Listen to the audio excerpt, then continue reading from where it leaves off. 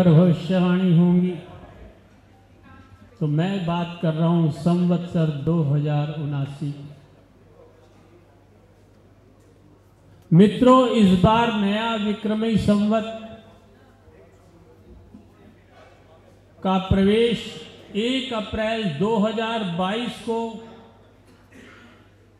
शुक्रवार के दिन दोपहर 11:54 पर होगा।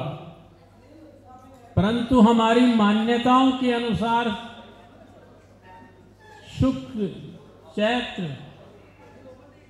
चैत्र शुक्ल पक्ष की प्रतिपदा को हमारा संवत्सर शुरू होता है और दोनों ही दिन रेवती नक्षत्र विद्यमान होगा, जिसके कारण आने वाला संवत्सर नल नाम संवत्सर कहलाएगा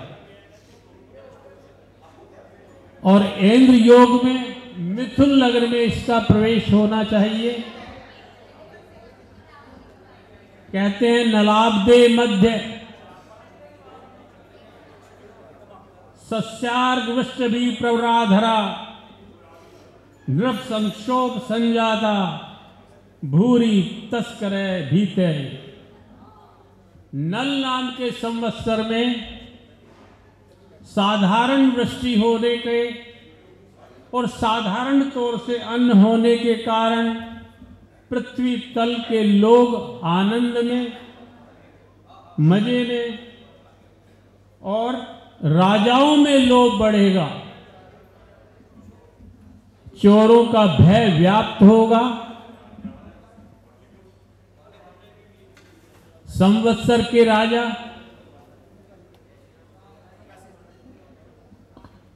धनेश, सस्येश अर्थात ग्रीष्मकालीन फसलों के राजा और निरशेष यानी धातुओं के स्वामी होंगे शनि। शनि राजा भी होंगे, दशेश भी होंगे, सस्येश भी होंगे, धनेश भी होंगे और निरेश भी होंगे। मंत्री गुरु होंगे, धान्येश शुक्र होंगे, दुर्गेश एवं मेघेश बुध और फलेश मंगल होंगे। चतुर्मेघ में पुष्कर नाम का मेघ आने की संभावना है। द्वादश नागों में नंदसारी नामक नाग होगा। मित्रों, नल नाम संवत्सर होने से देश में अकाल की परिस्थितियां बनेंगी।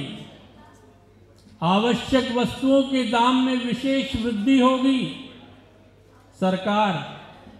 केंद्रीय सरकार एवं राज्य सरकारों की गलत नीतियों के प्रभाव से परिस्थितियां अधिक खराब व असंतोषपूर्ण होने की संभावना रहेगी। बच्चों में भिन्न भिन्न प्रकार के विशेष रोग फैलने से हाहाकार मचेगा। पूर्ण वर्ष में अग्निकांड एवं अग्नि संबंधित दुर्घटनाओं का भय रहेगा। वृष्टि मध्यम होगी। अन्न मूल्यों में वृद्धि होने की संभावनाएं। राजाओं में भी असंतोष होगा।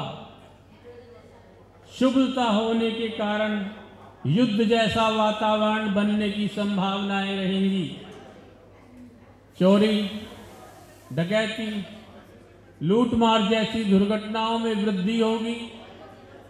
आम जनता भय से त्रस्त रहेगी। कुछ प्रमुख भविष्यवाणियां जो स्वर के हिसाब से मैंने देखी वो आपके सम्मुख रख रहा हूं। केंद्रीय सरकार एवं राज्य सरकारों की दोषपूर्ण नीतियों के प्रभाव से महंगाई में बढ़ोतरी, बच्चों में पेचीदा रोगों की वृद्धि से हाहाकार, चोरी, डकैती, लूटमार, हाहाकार, जनता में सदैव भय। भारत एवं विश्व का राजनीतिक एवं सामाजिक वातावरण में विषुवता, तनाव और शांतिपूर्ण लोग भोग विलास में, स्वार्थपरता में और व्यावहारिक बुद्धि से आगे बढ़ेंगे। जून 27 से अगस्त 10 के मध्य मंगल राहु का योग एवं सूर्य शनि का मध्य सप्तम योग, जिसके प्रभाव से विश्व की भौगोलिक राजनीतिक परिदृश्य संपूर्ण विश्व को उत्तेजित एवं दुखी करेंगे। शनि भी वक्री रहने के कारण इस्लामिक देशों में इजराइल आदि अफगानिस्तान में कहीं कहीं युद्धमय वातावरण बनेगा। हवाई अड्डों पर, एयरबेस पर आक्रमण एवं विस्फोट की संभावनाएं रहेंगी। देश के राष्ट्रीय नेताओं, पक्ष विपक्ष के नेताओं में परस्पर वैर विरोध, आरोप प्रत्यारोपण, द्वेष, टकराव रहेगा। देश में लड़ाई झगड़े, जातीय एवं सांप्रदायिक दंगे फसाद, चोरी ठगी, बेईमानी, अग्निकांड, उपद्रव जैसी घटनाएं घटित होंगी। जनता में आक्रोश रहेगा, उग्रता बढ़ेगी। मिथ्या आडंबर, जो जिस क्षेत्र में है वो मिथ्या आडंबर और मिथ्या आडंबर युक्त धार्मिक उत्सवों का आयोजन होगा, जिसका प्रयोजन केवल स्वयं स्वार्थ सिद्धिता होगी। विश्व लगन की कुंडली और नववर्ष संवत्सर की कुंडली में काल सर्प योग, गुरु शुक्र, सूर्य शनि आदि वृद्ध ग्रहों के मध्य समसप्तक योग प्रभाव से भारत में आश्चर्यजनक, विस्फोटक, तख्तापलट, ग्रह युद्ध एवं आतंक की घटनाओं की संभावनाएं रहेंगी। भारत इतने संकट काल से गुजरता हुआ भी विपरीत परिस्थितियों में भी अर्थव्यवस्था को संभालते हुए विकास एवं प्रगति की दिशा में पूरे विश्व में आगे बढ़ेगा। व्यवस्था में अनेक मौलिक एवं बुनियादी परिवर्तन का गुणात्मक सुधार होगा। समाज एवं देश हित में काफी महत्वपूर्ण बिल भी प्रस्तावित होंगे। खप्पर योग, भाद्रपद मास में खप्पर योग होने से कार्तिक मास तक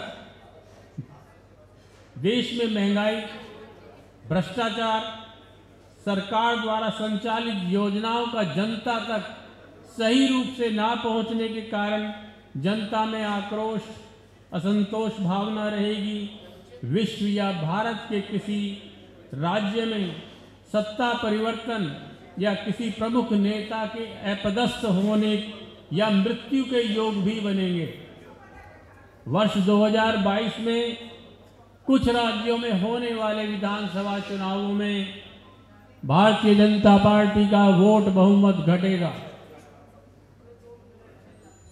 परंतु फिर भी सत्तारूढ़ राज्य सरकारें वापस सत्ता में आएंगी।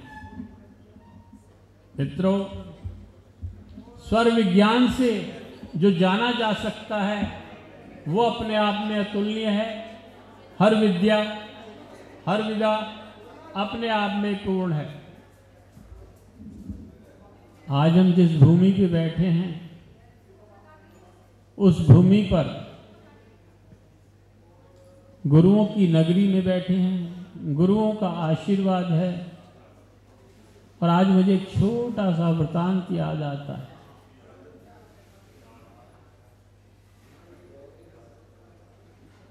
एक गुरु महाराज अपने शिष्यों के साथ विराजमान थे और गुरु शिष्यों की पात्रता अनुभव कर रहे थे। तो सत्य रूप में सिद्ध करने के लिए कि ईमानदारी क्या होती है, गुरुदेव ने सोचा, समस्त शिष्यों को इकट्ठा किया और राह चलते एक व्यक्ति को देखा और बुलाया। कहने लगे, उस व्यक्ति से प्रश्न पूछा गया कि यदि आपको रास्ते में मार्ग में कोई बहुत बड़ी धनराशि प्राप्त हो जाए तो आप क्या करेंगे? पथिक ने कहा, मैं सर्वप्रथम उस धनराशि के स्वामी को ढूंढूंगा और उसको लौटा दूंगा। गुरुदेव ने उसको विदा कर दिया। शिष्य कहने लगे कि यह तो बहुत ही उत्तम पुरुष है। कहने लगे, अभी निर्णय मत लीजिए। दूसरा पथिक गुजरा, उसको बुलाया गया। फिर उसी प्रश्न को दोहराया गया। उसने कहा, धनराशि मुझे मिली तो मेरा भाग्य है, मैं उस धनराशि को रख लूंगा। अगर कोई स्वयं चलकर ढूंढता हुआ आया तो दे दूंगा। 4 पथिकों से यही प्रश्न पूछे गए और जब 5वें पथिक से यह प्रश्न पूछा गया, शिष्य अपनी राय प्रत्येक व्यक्ति के लिए देते रहे। 5वें पथिक से जब ये प्रश्न पूछा तो कहने लगा, महाराज धन मिला है, मन बड़ा चंचल है, लक्ष्मी भी चंचल होती है। आज तक तो मेरे मन में धन के प्रति कोई लोभ नहीं है, क्योंकि मेरे पास धन है ही नहीं, और कल मिल जाएगा, उस वक्त मेरे मन की गति क्या होगी ये मैं नहीं कह सकता। तो गुरुदेव ने अपने शिष्यों से कहा, देश काले आपातकाले परिस्थितियां निर्णय लेती हैं कि मनुष्य कैसा है और क्या करेगा। आज के समय में लोग कहते हैं मैं ईमानदार हूं। मैं उनसे एक ही बात कहता हूं, आप कहाँ काम करते हैं, किस जगह काम करते हैं, आपका पद क्या है? अगर उस पद पर कोई देने वाला आता ही नहीं तो आप ईमानदार हैं। और यदि आप ऐसे पद पर हैं जहां पर लोग आपको देने वाले आते हैं और आप नहीं लेते, तभी आप वास्तव में ईमानदार हैं। मित्रों, आप सभी देवज्ञ हैं। प्रारब्ध के कर्म है कि आप वेदों की उस विदा में, वेदों के छठे चक्षु में आपने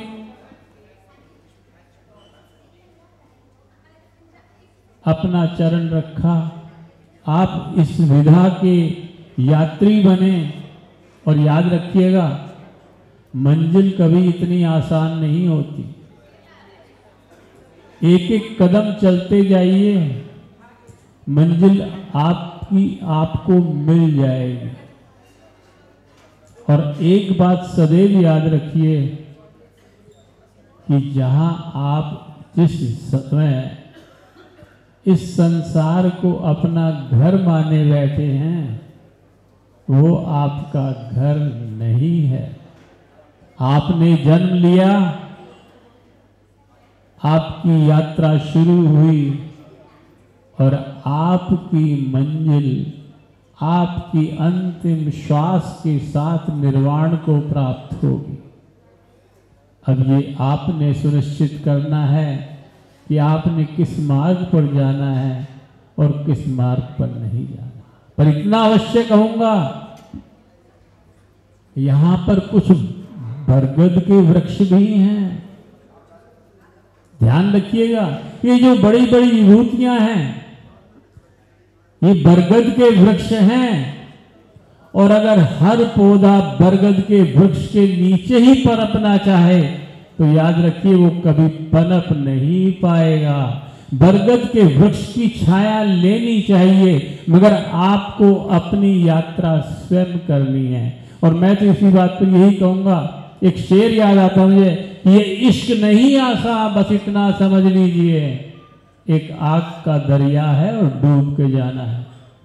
मित्रों, यात्रा कभी सरल नहीं होती। यात्रा में मैं एक बात कहता हूं, यात्रा है, साधना है, शिक्षा है, शिक्षा के क्षेत्र में आपने अगर रजिस्ट्रेशन करा लिया है, प्रवेश ले लिया है, तो फिर आपकी परीक्षाएं भी होंगी, साप्ताहिक भी होंगी, मासिक भी होंगी, त्रैमासिक भी होंगी, अर्धवार्षिक भी होंगी, और वर्ष की जो परीक्षा है वो ये बताएगी कि आप अगले कदम की ओर बढ़े या नहीं बढ़े। तो मित्रों, आप बड़े प्रेम से अपनी यात्रा को शुरू रखें। आज गुरुओं की नगरी सिफ्ती का दर पर आप बैठे हुए हैं, तो मैं तो एक बात ही कहूंगा, जिसको मिली है दिव्या वो नाम जरूर ले।